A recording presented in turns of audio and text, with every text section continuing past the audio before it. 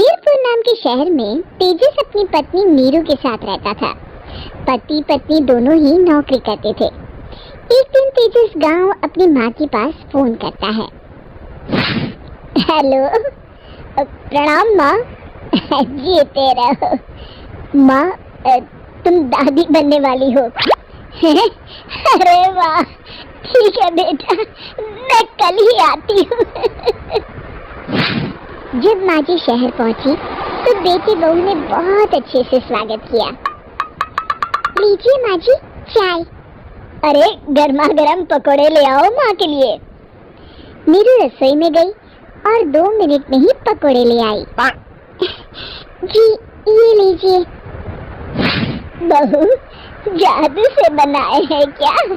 अभी तो रसोई में गई थी। यम्मी। माँ जी, शीला रसोई में पकोड़े तल रही है, मैं बस लेकर आई।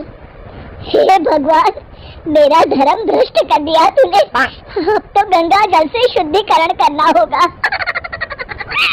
दूसरे दिन, माँ जी मैंने नाश्ता बना दिया है, ऑफिस जा रही हूँ। पर अभी तो घर का सारा काम पड़ा है। शीला आती ही होगी, झाड़ू पोछा बर्तन कपड़े वो सब कर लेगी। हमारे जमाने में घर का सारा काम हम ही करते थे। जी माँ जी, आप बहुत होशियार हैं, मैं घर ऑफिस दोनों नहीं संभाल पाती। तो जरूरत क्या है घर से बाहर जाकर चाकरी करने की? वैसे भी घर का काम खुद करने से घर में बरकत आती है, समझी?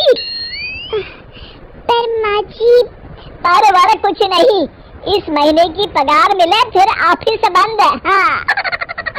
रात को नीरू तेजस से कहती है, सुनिए जी, माँ जी बोल रही थी कि मैं नौकरी छोड़ दूं। वैसे ठीक ही तो है, अभी तुम्हें आराम की जरूरत है। फिर भी आराम कहाँ, शीला को छुड़ाने के लिए बोल रही थी। तो अब 24 घंटे में इतना काम तो कर ही सकती हो। पर जॉब पसंद है मुझे, घर पर मन नहीं लगेगा। अगले दिन जब दोनों ऑफिस के लिए निकल रहे थे, मेरी तो कोई कीमत ही नहीं है इस घर में। माँ जी, आजकल महंगाई बहुत है, रहन सहन भी बदल गया है, दोनों नौकरी करते हैं तभी ठीक रहता है। अच्छा, तू कहना क्या चाहती है? मेरा बेटा तुझे बिठा के खिला नहीं सकता? तू ही इस घर का खर्च चला रही है, हैं? नहीं माँ जी, मेरा वो मतलब नहीं था। मतलब खूब समझती हूँ, ये बाल धूप में सफेद नहीं किए मैंने। हाँ। अब तो ये रोज का काम हो गया था। तेजस भी रोज की झिकझिक से परेशान हो गया था। एक दिन उसने कहा, नीरू, वैसे भी तुम्हें मैटरनिटी लीव मिलने वाली है, तो अभी से ही छुट्टी ले लो।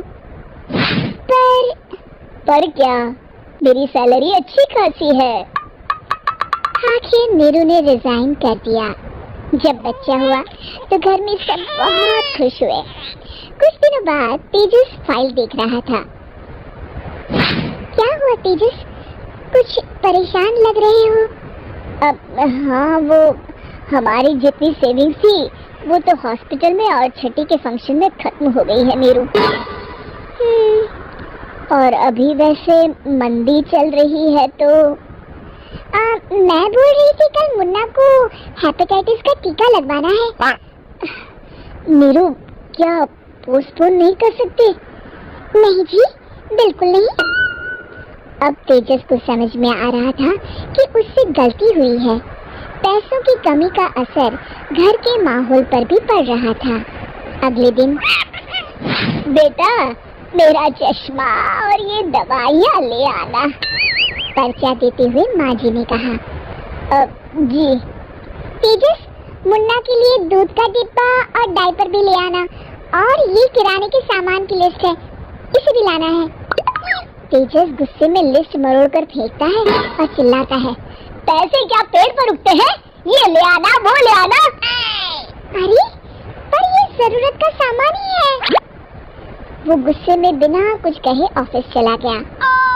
अरे लंच तो ले जाइए। नीरू दौड़ कर डिब्बा पकड़ाती है। दिन खाना खाने के बाद। नीरू, अब तो मुन्ना कुछ बड़ा हो गया, तो अब तुम वापस ज्वाइन कर लो ना जॉब। पर इस रिसेशन में जॉब मिलना बहुत मुश्किल है, ट्राई तो करो। फिर मुन्ना, माँ जी है ना, और एक फुल टाइम मेड भी लगा लेंगे।